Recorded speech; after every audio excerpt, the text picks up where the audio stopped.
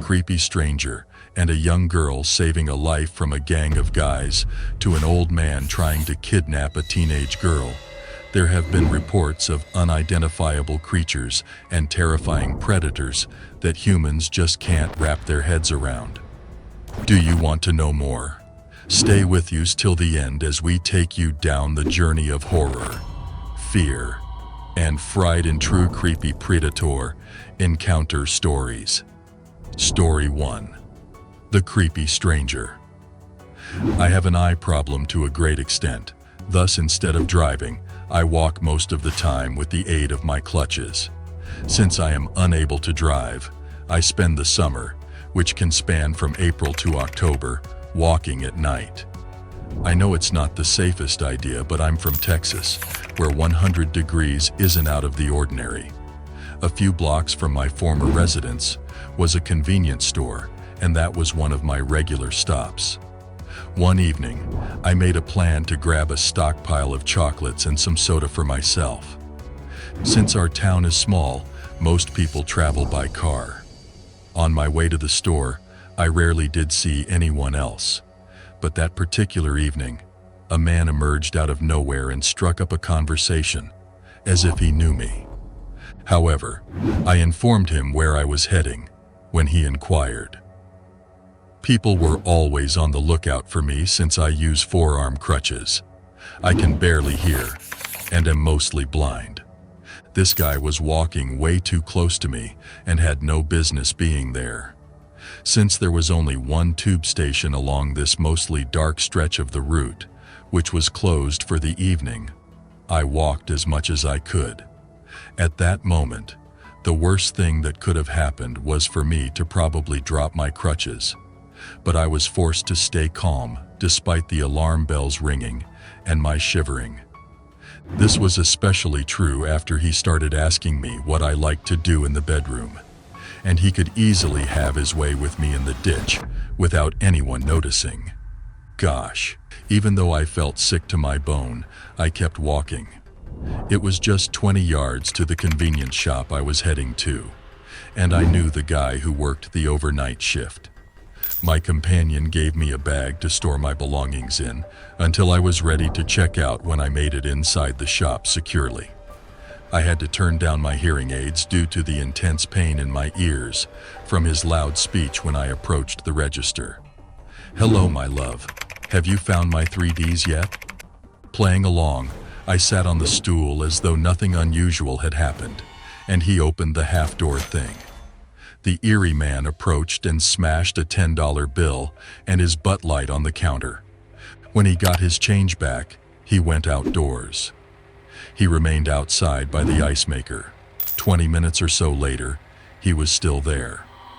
My friend then called his manager, who instructed him to lock up and send me home after he had explained the circumstances. It seems that he did, as he even led the way to my door, which I opened with the key, and we entered. He gave me a keychain and demonstrated the locking and unlocking mechanism for the pepper spray. But my friend advised me to always give him a call before attempting to visit the store. He claimed that for the previous 4 weeks, that eerie man had been pursuing me. After he went, I made sure all the windows and doors were locked. And as for the eerie man, I hope we never cross paths again. Story 2. Fast IQ that saved her life. We talk about the fight or flight reaction a lot in this sub, for those of you who visit often. Eventually, to properly capture the spectrum of human reactions to extreme stress, this phrase was modified to fight, flight, or freeze. Fortunately, I've never been cold. That does not imply, however, that I always select one of the other 2 options. Rather, when I'm stressed, my mind goes into overdrive and starts to generate answers to my present problem very quickly. It ticks quicker the more stressed I am. It was the early hours of a late 2000s evening. At the time, all I could afford to live in was a rundown neighborhood, so I was going home from college down a busy street. Suddenly, a car approaches me closely and applies the brakes forcefully. Before I knew what was happening, the driver yelled aggressively at me through the window. "What?" I thought to myself. But when I looked around, I saw that there were 4 young, rather athletic guys riding in an old, little beaten-up red automobile. It was not good that I was greatly outnumbered. The 2 in the front seat of the car were slouching forward in their chairs and gazing at me with apparent agitation over something.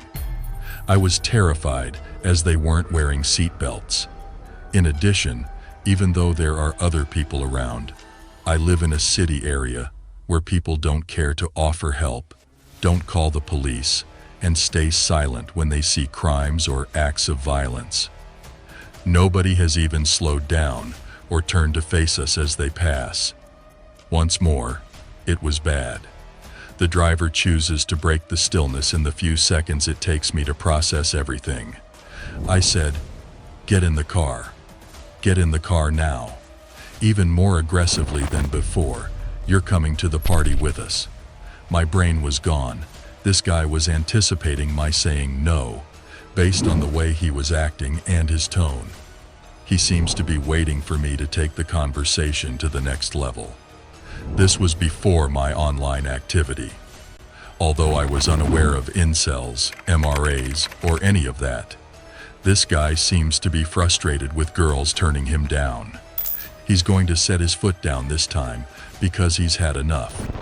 My mind is formulating every reaction I could think of, acting out the most likely scenario, taking them one by one until it lands. Meanwhile, years passed before I found out what it was called. That is, until I recently discovered fawn mode. I smile broadly on my face. That sounds like so much fun, my goodness. Suddenly, I lost my smile and adopted a devastated expression, thinking, "Oh no, I can't today because I have dinner with my family. Oh, this stinks so much. I appreciate you inviting me, but I would have loved to attend a party."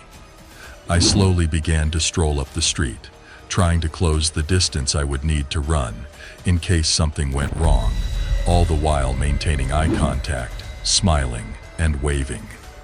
The car moves slowly, matching my speed. Now, with a less combative tone, the driver sighs and says, "Just get in the car." I couldn't believe this was working. I lean into the mindset that I've taken on, and I said to them, "I'm hoping you enjoy yourself. I will go with you next time." Is that a reluctant smile peeking out from the sides of the driver's mouth? His stance is becoming less stiff, and he seems to be relaxing his grasp on the steering wheel.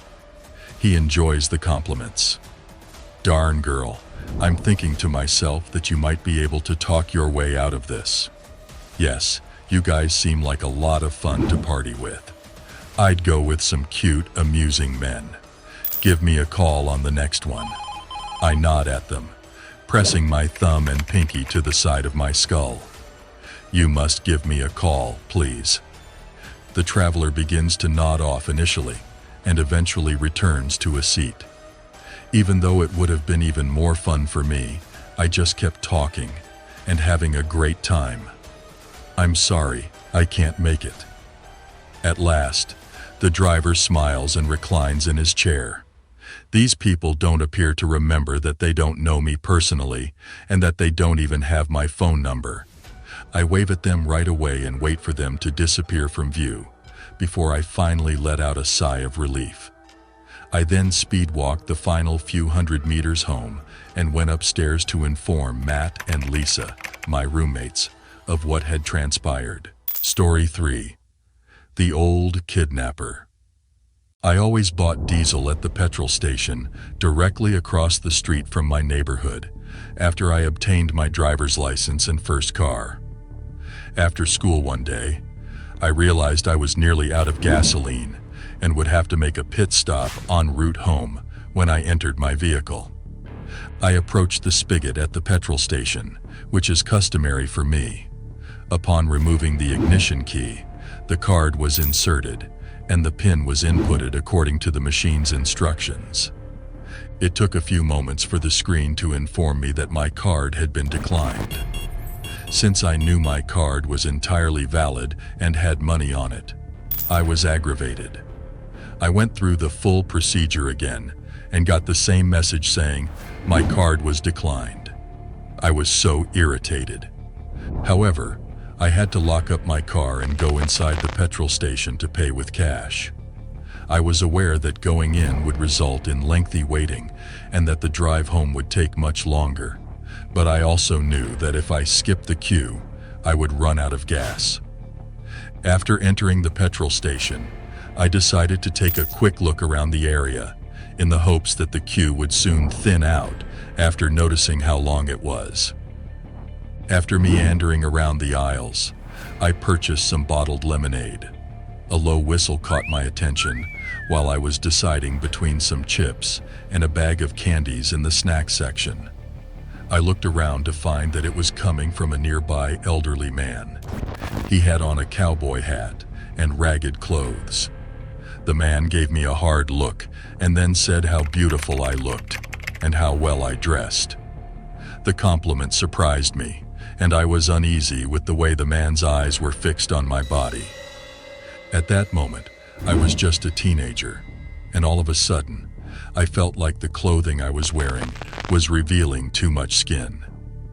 The man didn't seem to catch the hint, so I just turned away from him without responding and tried to concentrate on what I wanted to buy.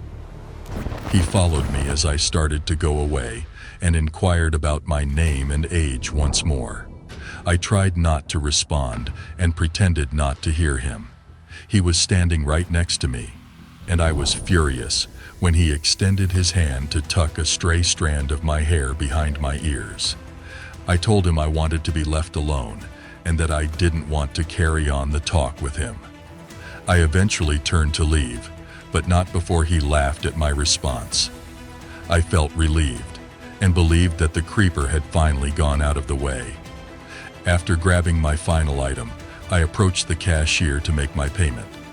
I walked out the automated doors after checking out to go back to my car and pump the petrol I had paid for in advance. But to my surprise, a white van was in the way.